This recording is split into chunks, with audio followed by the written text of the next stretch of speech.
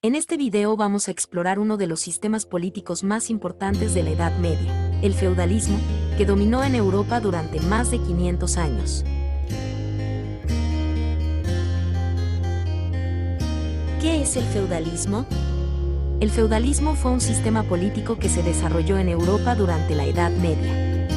Fue un sistema basado en relaciones personales entre los señores feudales y sus vasallos. Los señores feudales eran los dueños de las tierras y los vasallos eran los campesinos que trabajaban en esas tierras a cambio de protección y seguridad. La pirámide feudal.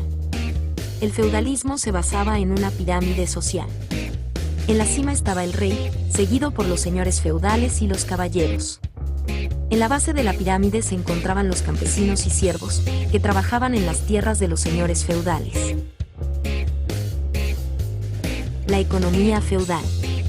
La economía feudal se basaba en la agricultura y la ganadería. Los campesinos trabajaban en las tierras de los señores feudales y entregaban una parte de su cosecha o producción como pago. Los señores feudales a menudo controlaban el comercio local y cobraban impuestos a los comerciantes y artesanos. La vida en la Edad Media. La vida en la Edad Media era difícil para la mayoría de las personas. Los campesinos trabajaban largas horas en las tierras de los señores feudales y vivían en pequeñas aldeas sin muchas comodidades. Los nobles y los caballeros disfrutaban de una vida más lujosa, con grandes castillos y banquetes. El fin del feudalismo.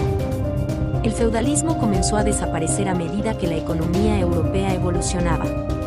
El surgimiento del comercio y la industria, así como el crecimiento de las ciudades, debilitaron el poder de los señores feudales. Las revoluciones y la lucha por la igualdad también ayudaron a poner fin al sistema feudal. Conclusión. En resumen, el feudalismo fue un sistema político, social y económico que dominó en Europa durante la Edad Media.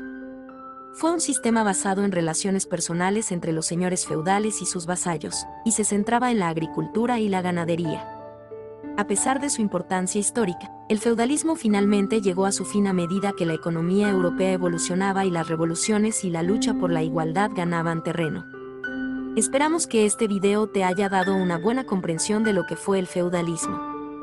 Gracias por ver.